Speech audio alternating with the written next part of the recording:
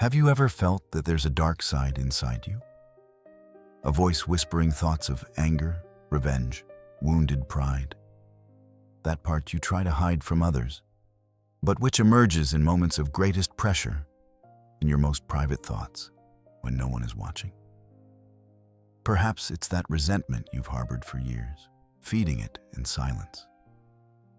Or that fantasy of power where you finally show your worth. We all have it, and we're all afraid of it. There's a scar down the middle of Harry Potter's forehead, a lightning bolt-shaped mark that everyone instantly recognizes. To the world, it's the symbol of the boy who survived. But that scar is much more than a physical wound or a war trophy. It's a living, pulsating, visceral connection to the person Harry hates most in the world. Lord Voldemort. When the scar burns, Harry sees through Voldemort's eyes. He feels his rage. He shares his darkest thoughts. At times, Harry can't distinguish where he ends and Voldemort begins. The line between hero and villain blurs, and Harry is terrified by what he finds within himself. What if I told you that this connection isn't just part of a magical fantasy? That it represents a deep and disturbing psychological truth about all of us? The truth that we carry within us, a part of what we fear and hate most. That the enemy out there is merely a reflection of the enemy within. In this video, we'll decode the connection between Harry Potter and Voldemort through the lens of Carl Jung's analytical psychology. You'll discover why the Harry Potter saga is one of the greatest allegories ever written about confronting our own inner darkness. And more importantly, you'll understand why, to defeat our greatest enemy, we must first confront the part of him that lives within us. Because in the end, Harry's scar isn't just his, it's ours too. And it's burning right now. Let's start at the beginning. Not with the day Harry discovered he was a wizard, not with the Hogwarts letter, but with the cupboard under the Dursleys' stairs. Harry Potter grows up in a literally and metaphorically compressed space. A cupboard. Think about it. Not a small room. A cupboard. No window, no room to expand, no space to be who he really is.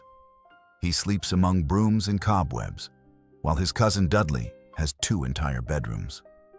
The message Harry receives every day is crystal clear. You don't matter. You don't belong. You're a burden. The Dursleys don't just ignore Harry. They actively try to suppress him. Aunt Petunia pretends her sister Lily never existed. Uncle Vernon explodes in anger at any mention of magic. Dudley harasses and humiliates him. Harry is the stranger in his own house. More than that, he is the stranger in his own existence. The orphan who never knew his parents.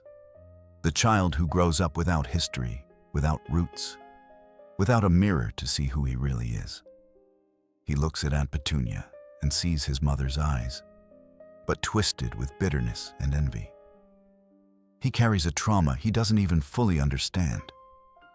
The violent death of his parents, Voldemort's attack, the magic that saved him. And here is the first painful connection, the first wound we need to acknowledge. How many of us grew up feeling exactly like this? Like strangers in our own lives. Misunderstood by our own family, by our own parents, by the people who should protect and validate us. Feeling that there's something different, something special about us, but unable to name or express what it is. Feeling that we were destined for something greater, but living in a closet, literal or metaphorical, where that greatness is ridiculed, punished, repressed. This is the trauma of the archetypal orphan. It's not just about losing your biological parents. It's about the feeling of existential abandonment. The feeling that there's no place for you in the world as it is. Harry carries this inside him for years. And this pain, this emptiness, This repressed anger, all of this creates fertile ground where the shadow can grow. Now, let's talk about the villain. But stop and ask yourself, who really is Voldemort? Yes, he is Tom Riddle, the orphan who became the most powerful dark wizard. But psychologically, Voldemort represents something greater. He is the collective shadow of the wizarding world. Think about it. What does Voldemort symbolize? The fear of death, the obsession with blood purity, the pursuit of power and immortality at any cost, shattering his soul into 7 pieces so he would never die, the desire to dominate through terror. But here's what makes Voldemort truly terrifying. He didn't invent these ideas. Prejudice against Muggle-borns already existed. Voldemort merely amplified it, made it explicit, and put it into action. He is the shadow of wizarding society materialized. And that's why he's so powerful. He has Death Eaters, supporters in the Ministry, people like the Malfoys who harbor the same prejudices. And here's where Harry's story becomes truly extraordinary and psychologically profound.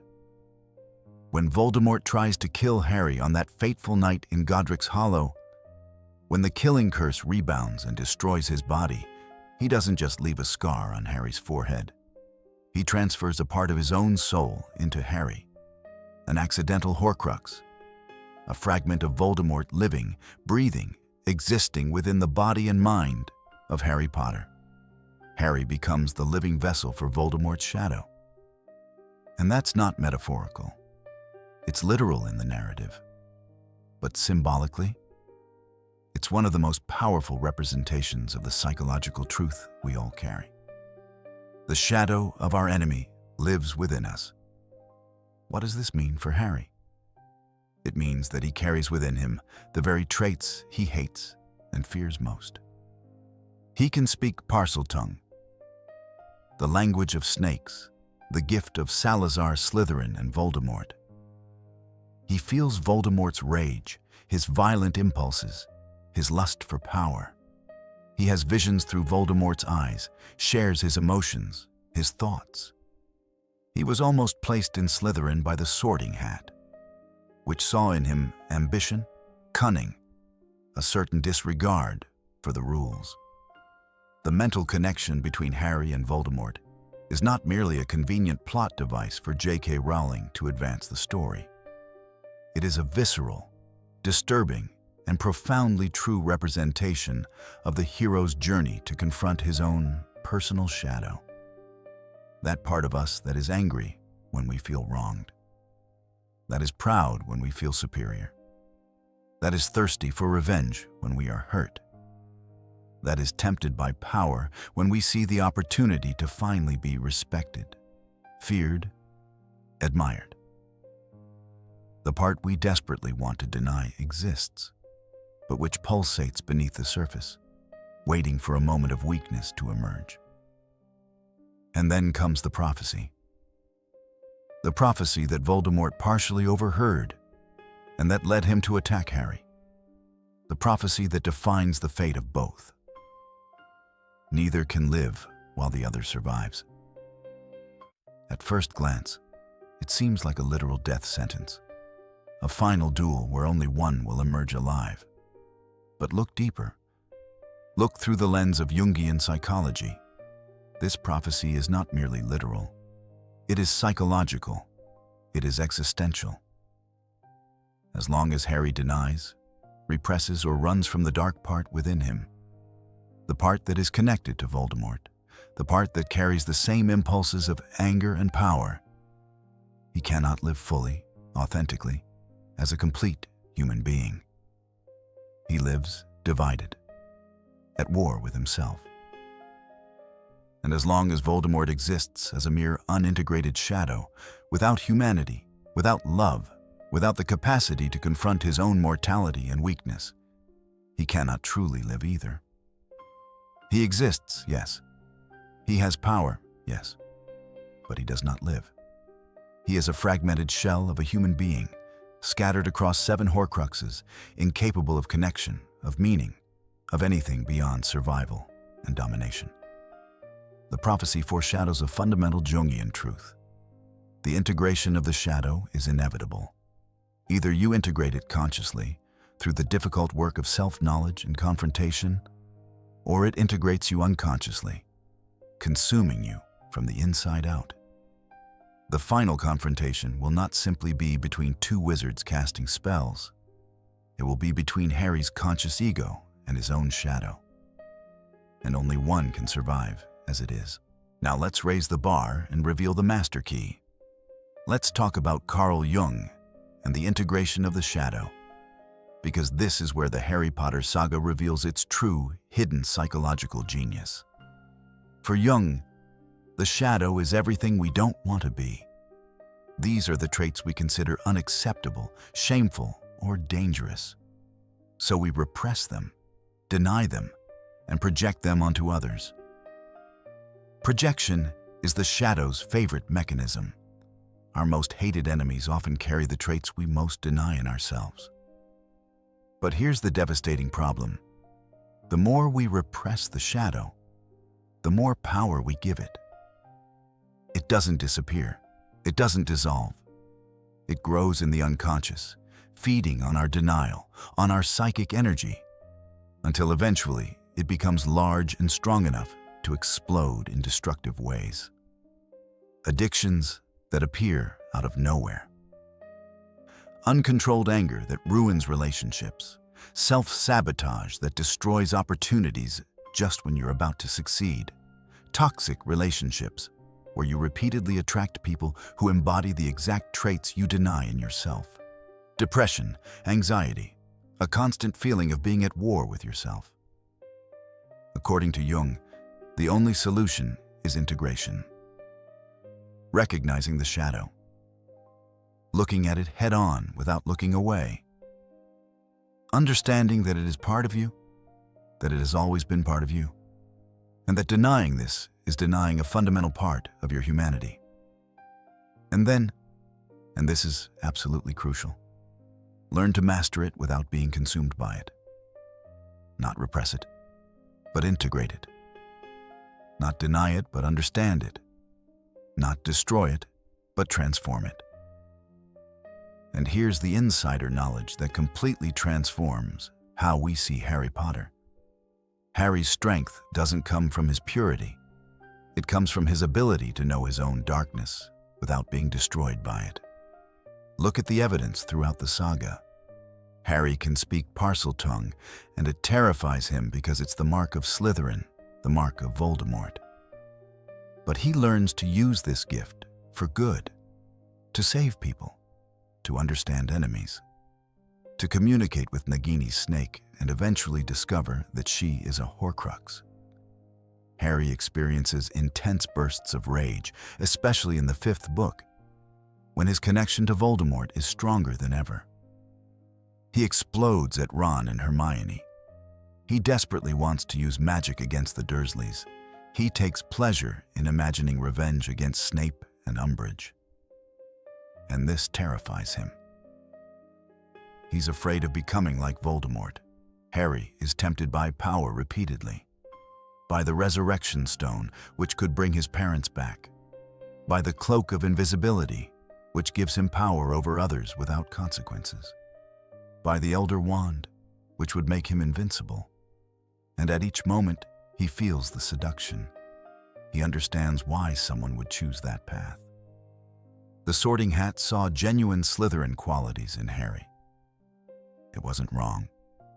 It wasn't being deceived by the Horcrux. Harry truly possesses those qualities. Ambition, cleverness, a certain willingness to break rules when necessary, and a capacity for cunning and manipulation when the situation demands it. But here's the crucial difference that defines the entire saga. Harry does something Voldemort could never do. He chooses, consciously, deliberately, with full knowledge of what he's choosing. He tells the Sorting Hat, not Slytherin, not Slytherin. not because Slytherin's qualities are inherently evil, but because he consciously chooses a different path. He learns occlumency from Snape, trying to block Voldemort from his mind. He resists the urge to use the Cruciatus curse against Bellatrix Lestrange, even when she has just killed Sirius, even when every fiber of his being wants to make her suffer. He feels the darkness. He knows the darkness. But he chooses the path of Gryffindor. And that choice, repeated 1,000 times throughout his journey, is what makes him a true hero. And Dumbledore? Dumbledore is the mentor who deeply understands this need for integration. He doesn't protect Harry from the truth about the Horcrux until the very last possible moment. He doesn't try to convince Harry that he is pure and good and different from Voldemort. On the contrary, Dumbledore repeatedly forces Harry to confront his connection to Voldemort. He insists that Harry learn occlumency, even knowing how painful it is. He shows Harry Tom Riddle's memories, forcing him to see the similarities between them. Both orphans, both powerful, both marked by destiny. He eventually reveals that Harry is a Horcrux, that he carries a part of Voldemort within him. Why? Why does Dumbledore, who loves Harry like a grandson, subject him to this terrible knowledge and this painful confrontation? Because Dumbledore learned through his own journey with Grindelwald that the only way to defeat the outer darkness is to integrate the inner darkness. He knows that if Harry continues to deny his connection to Voldemort, if he continues to run from his own shadow, he will never be strong enough to win. Denial creates internal division. It creates weakness. It creates vulnerability. But integration creates wholeness. It creates genuine strength. It creates the capacity to act with full power without being corrupted by that power. And it is only from this totality that the true strength Harry will need in the end comes. We've arrived at the most powerful moment in the entire saga. The scene that defines everything. The scene that sets Harry Potter apart from countless other hero stories. The Forbidden Forest. Harry has just discovered the ultimate truth through Snape's memories in the Pensieve. He is not only connected to Voldemort, he is not only able to see through his eyes or feel his emotions. Harry is the last Horcrux. A piece of Voldemort's soul lives inside him. And as long as Harry lives, as long as that Horcrux exists, Voldemort cannot die. More than that, as long as the part of Voldemort inside Harry exists, Harry cannot be truly free. He will always live divided, always at war with himself, always haunted by the darkness he carries. The solution is devastating in its simplicity. Harry must die. Voldemort must kill him. It's the only way to destroy the Horcrux without destroying the entire host. Well, there is no other way. Dumbledore planned this from the beginning. Harry was raised, protected, trained, loved, all to eventually walk towards his own demise. And then Harry makes the bravest decision of his entire life. A decision that defines not only his character, but the entire central message of the saga. He voluntarily walks to his own execution, alone, without fighting, without resisting, without trying to escape. He opens the golden snitch that Dumbledore left him and finds the resurrection stone inside. He turns it 3 times and sees the spirits of his parents, James and Lily, of Sirius Black, of Remus Lupin. The people he loved most and lost. They accompany him through the Forbidden Forest to the Death Eater's camp, to Voldemort. Does it hurt to die? Harry asks, his 17-year-old boy's voice breaking. Faster than falling asleep, Sirius replies. And then they disappear. And Harry is alone, face to face with Voldemort, and he doesn't raise his wand, doesn't cast a protective spell. He just closes his eyes and waits. Let's pause here. Let's really absorb what's happening psychologically in this extraordinary moment. Harry isn't dying to defeat Voldemort in a literal strategic sense. Yes, he knows it's necessary to destroy the Horcrux. But what's happening symbolically, archetypally, is much deeper. Harry is making the sacrifice of the ego. He is accepting that to become whole, to be truly free, to transcend the inner division that has tormented him since he discovered his connection to Voldemort, he needs to let die the part of Voldemort that lives within him. He needs to confront and integrate his shadow through the ultimate act of surrender.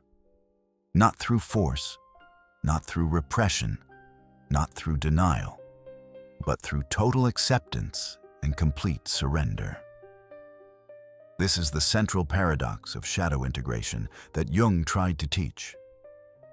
You cannot destroy the shadow through force.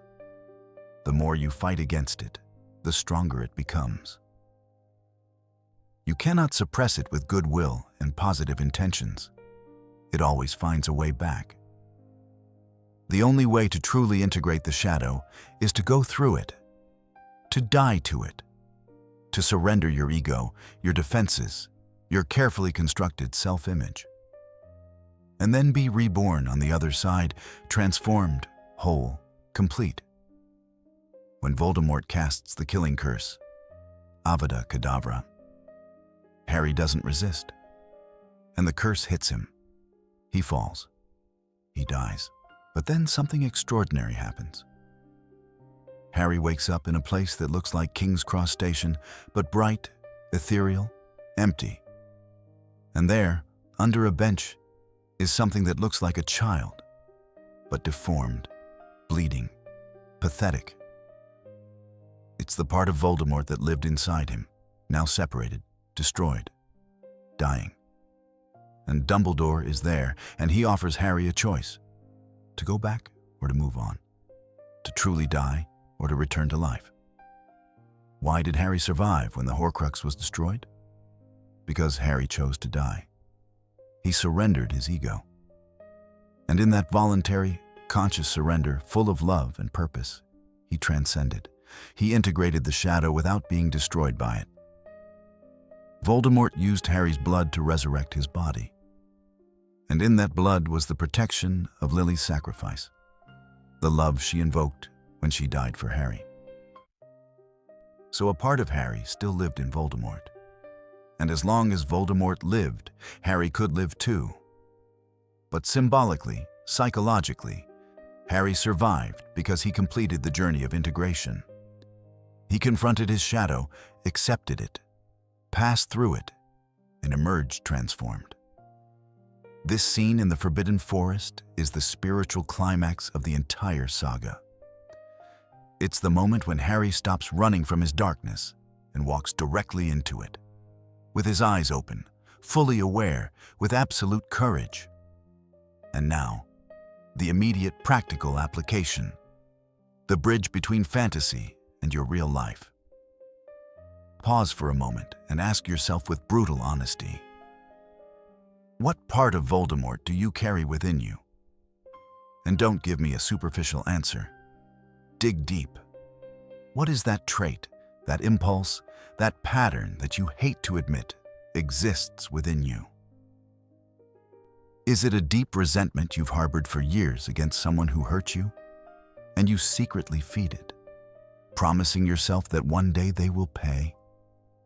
Is it a paralyzing fear of not being enough that makes you sabotage opportunities before even trying, because at least that way you control failure?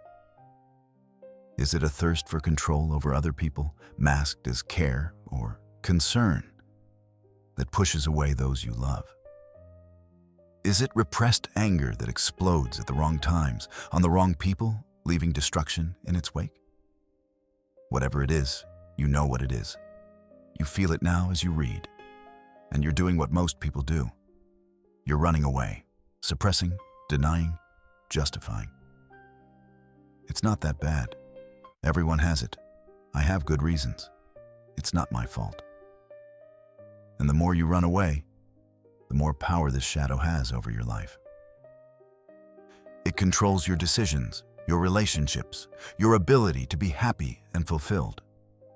You are not free. You are a prisoner of your own unintegrated shadow. When would be your walk into the woods moment? What would be the first concrete, real step to confront that part of yourself instead of continuing to run from it? Would it be finally seeking therapy and speaking aloud the truth you've been hiding? Would it be having that difficult conversation with someone you hurt or who hurt you? Would it be looking in the mirror and admitting a truth about yourself that you've been avoiding for years? Would it be apologizing? Would it be setting boundaries? Would it be forgiving? Courage is not the absence of fear. Courage is feeling fear, feeling the absolute terror of confronting what you fear most within yourself, and walking towards it no matter what. Walking towards the forest, knowing that on the other side, you will not be destroyed. You will be transformed. You will be free. And then, Harry is reborn. He returns. He opens his eyes still in Hagrid's arms, who was forced to carry what he thought was Harry's dead body back to Hogwarts. Not because death failed, not because it was a trick, but because he transcended. Let's talk about the reward, the elixir the hero gains at the end of the journey. Because it's not just victory over Voldemort, it's not just saving the wizarding world, it's something much bigger, much more personal, much more transformative. It is psychological totality, wholeness, the complete integration of the shadow. The psychological benefit of shadow integration is not about becoming perfect. It's not about eliminating your flaws. It's not about becoming an enlightened saint without dark impulses. It's something much more valuable and much more real. It's freedom. Freedom from the internal division that exhausts us. Freedom from the constant war between who you are and who you think you should be. Freedom from the paralyzing fear that if people saw your true self, all your thoughts and impulses, they would reject and abandon you. When you integrate your shadow, you don't become perfect. You become whole. And wholeness, the ability to embrace all parts of yourself without shame or denial, brings a profound peace that perfection could never, ever bring. You stop wasting enormous energy trying to maintain the mask. You stop being afraid that someone will discover who you really are. You stop unconsciously sabotaging yourself because some repressed part of you is trying to be seen, to be heard, to be integrated. Now, let's do a callback. Let's go back to the beginning. Remember the boy trapped in the cupboard under the Dursley stairs?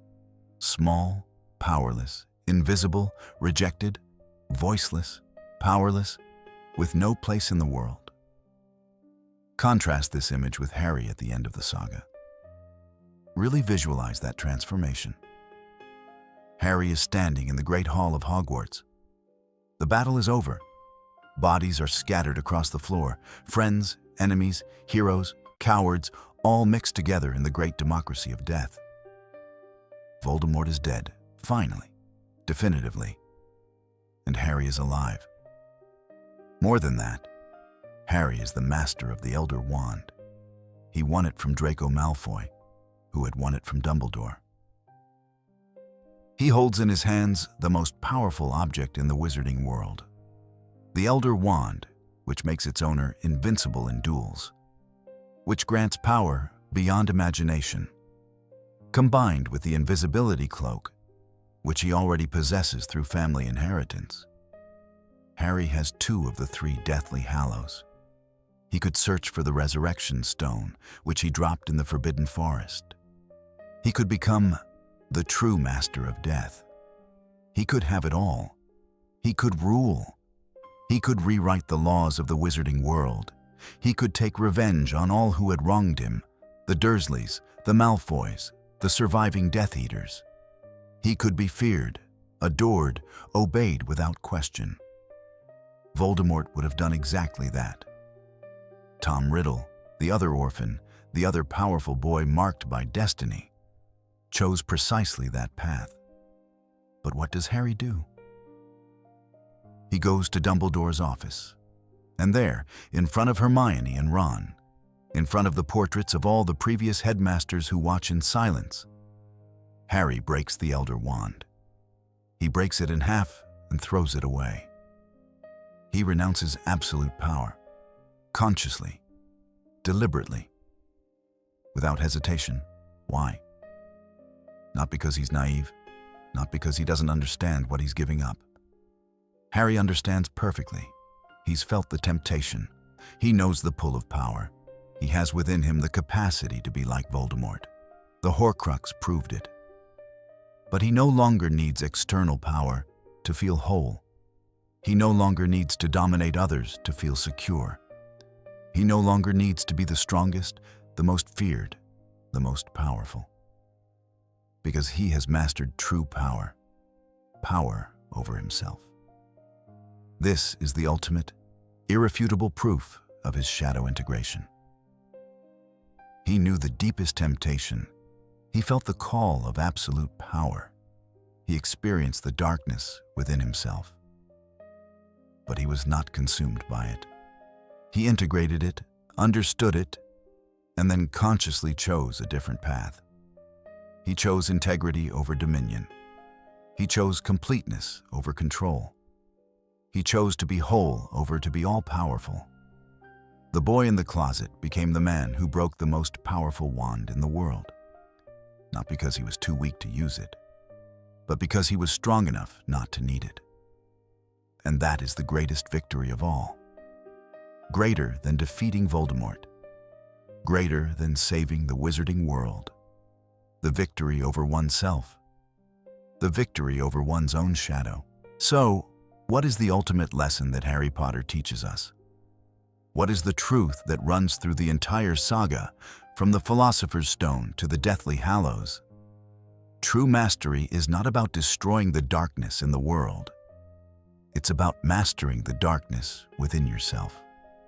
Because the darkness in the world is merely a reflection. It's just an amplified projection of the darkness we carry within ourselves. And as long as we continue to deny that inner darkness, we will continue to create external Voldemorts to fight. We all have a scar. It may not be visible on our forehead, but it's there. We all carry a connection to what we fear and hate. A part of us that is angry, proud, vengeful, thirsty for power and control. A part we prefer to pretend doesn't exist. And we all have a fundamental choice that defines who we become. To flee from this darkness for the rest of our lives, living divided, at war with ourselves, projecting our shadow onto others, or to walk into the forest and confront it, to walk towards what we fear most, to look in the mirror and recognize that the villain and the hero are not absolute opposites. They are two possibilities within the same soul. And only by integrating both, accepting both, understanding both, can we become truly whole. The Harry Potter saga isn't about magic. It's not about flying broomsticks and spectacular spells. It's about the extraordinary courage to look inside and recognize that you carry within yourself both the capacity for light and for darkness, and that your humanity, your true strength, doesn't come from denying one to embrace the other. It comes from integrating both, from becoming whole. Harry Potter taught us about the courage to face death, about walking into the forest when every instinct screams to run, about sacrificing the ego to save the soul. If this video made you reflect, if it made you question how you view the suffering around you, leave a like. And stay tuned for the next video.